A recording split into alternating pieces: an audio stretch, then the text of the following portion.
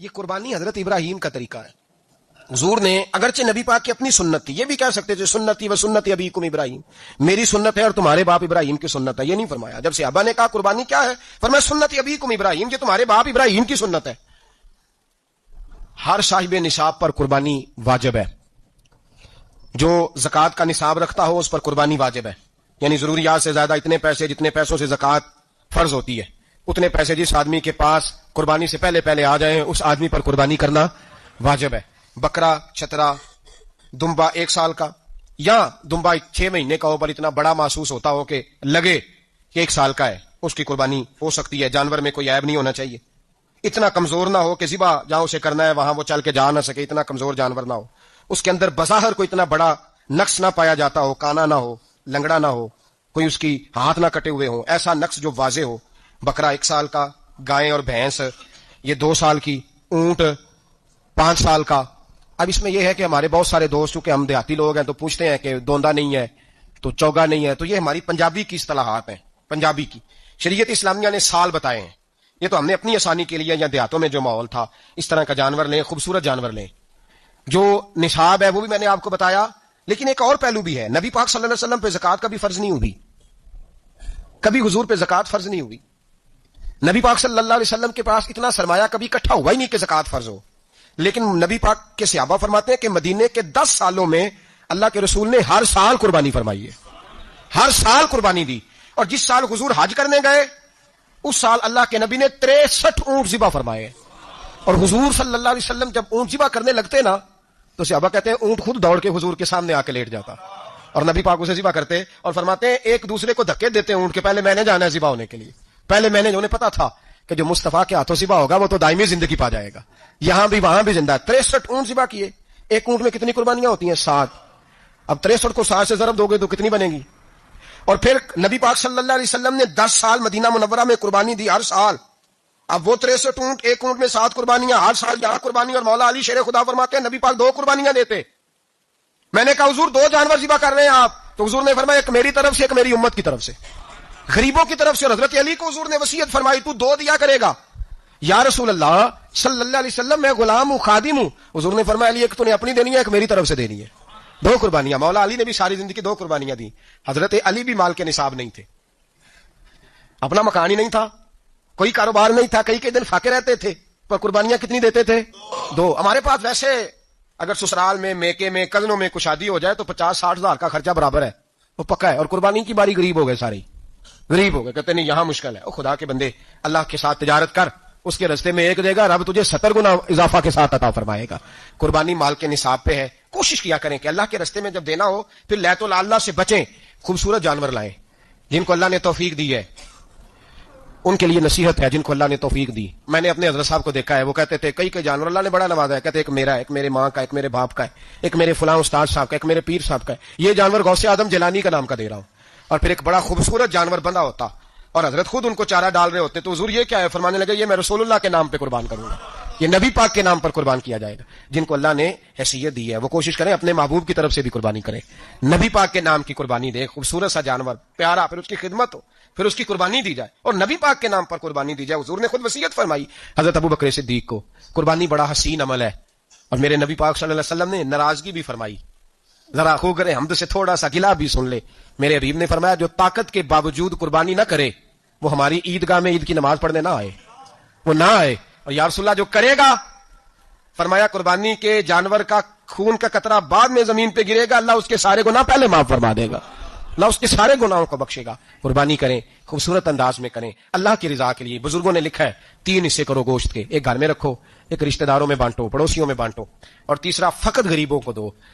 لیکن میں اکثر یہ سوچتا ہوں کہ ہمارے ہاں قربانی کرتا ہی وہ ہے جن کے گھر میں ہر جمعرات کو چھوٹا گوشت پکتا ہے, اور جن کے گھر میں ہفتے میں 3 دفعہ مرغی کا گوشت پکتا ہے, وہی تو قربانی دینے کے قابل ہوتے ہیں. تو وہ بھی اگر قربانی کے بکرے میں سے بھی تیسرا رکھنا چاہیں تو اجازت تو ہے, میں نے کہا سارا رکھنے کی بھی اجازت ہے.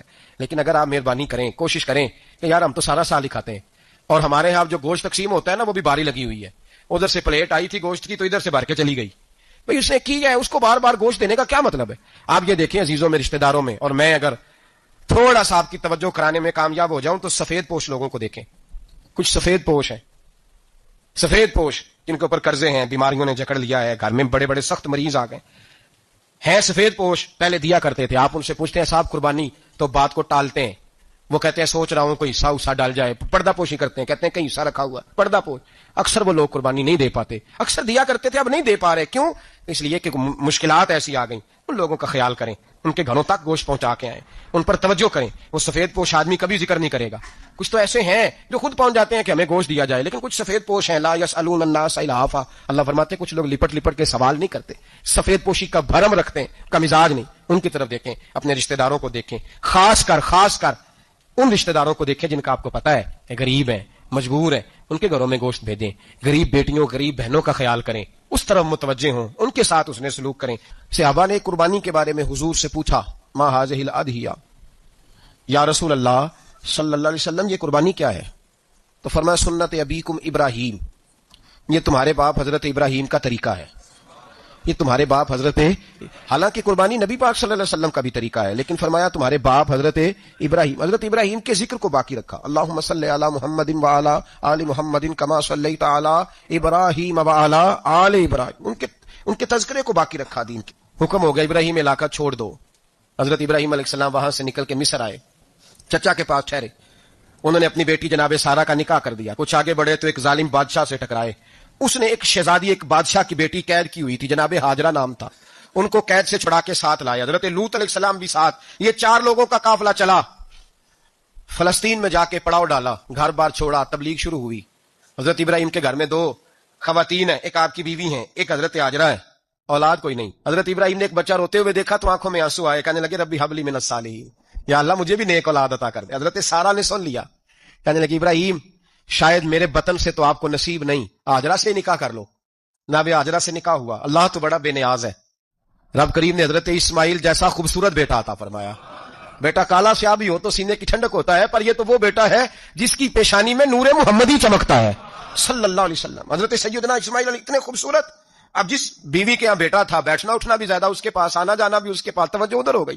جناب سارا رشک کرنے لگی. ایک دن کہنے لگی اسے چھوڑ آ جنگل میں، وادی غیر ذی زرع مکے کے پاس. حضرت سیدنا ابراہیم علیہ السلام 2 کلو کھجوریں ایک مشکیزہ پانی کا دے کر کے، اور وہاں بٹھایا آپ نے اپنے بچے کو اور اپنی زوجہ جناب ہاجرہ کو، اور بٹھا کر کے واپس پلٹنے لگے تو حضرت ہاجرہ سلام اللہ علیہ نے آواز دی، کہا ابراہیم کس کے سہارے پہ چھوڑ کے جا رہے ہیں؟ جہاں آب زمزم کا کنواں ہے نا، جو لوگ گئے ہیں جنہوں نے صفا مروہ کی صحیح کی ہے، صفا مروہ سے باہر نکلے نا، سرکار کی ولادت کا مقام ہے، اس جگہ پہ آب زمزم کا کنواں تھا. وہاں حضرت سیدنا ہاجرہ کو بٹھایا. کوئی چیز نہیں، کوئی درخت نہیں، کوئی کھیت نہیں، کوئی پانی نہیں، کوئی کنواں نہیں. وہاں بٹھایا اور بٹھا کر کے نکلنے لگے تو جناب ہاجرہ فرمانے لگی ابراہیم کس کے سہارے پہ چھوڑ کے جا رہے ہو؟ کہنے لگے اللہ کے سہارے پہ. تو پاک باز بی بی نے ایک لفظ پوچھا، کہا ابراہیم یہ میرے رب کا حکم ہے؟ یہ میرے، بس جن کا عقیدہ توحید مضبوط ہو ان کے لیے ایک جملہ کافی ہوتا ہے، یہ میرے اللہ کا حکم ہے. تو جناب ابراہیم علیہ الصلوۃ والسلام فرمانے لگے ہاجرہ ہاں رب کا حکم ہے. جب یہ لفظ کہے تو چاہیے تھا نا حضرت ابراہیم تسلی دیتے، تو بی بی صاحبہ تسلی دینے لگی. عرض کرنے لگی ابراہیم اگر اللہ کا حکم ہے تو پھر آپ ہماری فکر نہ کرنا. اگر یہ رب کا حکم ہے تو پھر ہماری فکر نہ کرنا. جس رب نے ہمیں یہاں تک پہنچایا ہے وہ ہمیں کبھی بھی ضائع نہیں فرمائے گا، پھر فکر نہ کرنا. حضرت ابراہیم آ گئے. بات آپ نے سنی ہوئی ہے، اشارہ کرنا مقصود ہے. 13 سال میں چلے مان بھی لیا جائے بعض روایات کی روشنی میں کہ آتے جاتے بھی رہے، لیکن مکمل دیکھ بھال اپنے بچے کی پرورش میں پورا حضرت ابراہیم علیہ السلام کا کردار، سارا کردار ماں کا تھا. فلما بالغ معه سعیا، بیٹا جب اتنا بڑا ہوا کہ ساتھ چلنے لگا تو حضرت ابراہیم نے اپنے بیٹے کو بلا کے کہا بیٹا مجھے خواب آئی ہے، میں تجھے ذبح کر رہا ہوں، تیری کیا رضا ہے؟ تو حضرت اسماعیل کہنے لگے یا ابا افعل ما تؤمر، ابا جی اللہ جیسے حکم دیتا ہے میرے ساتھ ویسے ہی کریں، جیسے اللہ حکم دیتا ہے ویسے ہی بولیے ویسے ہی کریں. حضرت ہاجرہ کو کہا کہ ایک دوست نے دعوت کی ہے تو وہاں جا رہے ہیں. بی بی مطمئن ہے، تفصیلات کی ضرورت نہیں، ختم بات، اعتبار ہے، مطمئن ہو گئی. شیطان پیچھے سے آیا اماں کے پاس. ذرا تھوڑی دیر کے لیے تصور جمائیے، یہاں تو پڑوسن آ کے کوئی بات بتا دیتی ہے خاوند کے بارے میں تو کئی مہینے جھگڑا جاری رہتا ہے، پڑوسن محلے دار. شیطان نے آ کے بتایا لفظ کیا ہے؟ کہا حضرات تمہیں پتا ہے کہاں جا رہے ہیں؟ کہا دوست کی دعوت میں. تو کہنے لگے دوست کون ہے؟ رب کریم. اور ابراہیم کا خیال ہے کہ اس رب نے مجھے حکم دیا ہے کہ میں ذبح کروں. تو حضرت ہاجرہ کہنے لگی کبھی باپ بھی بیٹا ذبح کرتے ہیں؟ شیطان کہنے لگا ان کا خیال ہے کہ ان کے رب نے حکم دیا ہے. تو جناب ہاجرہ فرمانے لگی اگر رب نے حکم دیا تو پھر تو مجھے شیطان لگتا ہے، تو مجھے شیطان لگتا ہے. کہا کیا مطلب؟ فرمانے لگی اگر رب کریم کا حکم ہے تو میرے پاس ایک اسماعیل ہے، اگر 1000 بھی ہوتے میں سارے اللہ کے رستے میں پیش کر دیتی، دے دیتی. مالک کا ہی تو ہے سارا کچھ، اسی کا ہے، اس میں لیت اللہ کی کیا گنجائش؟ حضرت سیدنا ابراہیم علیہ الصلوۃ والسلام نے بیٹے کے حلق پہ چھری رکھ بھی دی اور چھری چلا بھی دی، رکھ بھی دی، اور وہ تو اللہ کریم نے فرمایا یا ابراہیم قد صدقت الرؤیا، ابراہیم تو نے خواب سچا کر دکھایا، وہ قیامت تک تیرا نام رہے گا۔ حضرت ابراہیم نے وطن بھی دیا، جان بھی دی، بیٹا بھی، اللہ کریم نے دمبے دیے، فرمایا یہ فدیہ ہے۔ اب یہ قربانی قیامت تک حضرت ابراہیم کے طریقے کے مطابق جاری ہے۔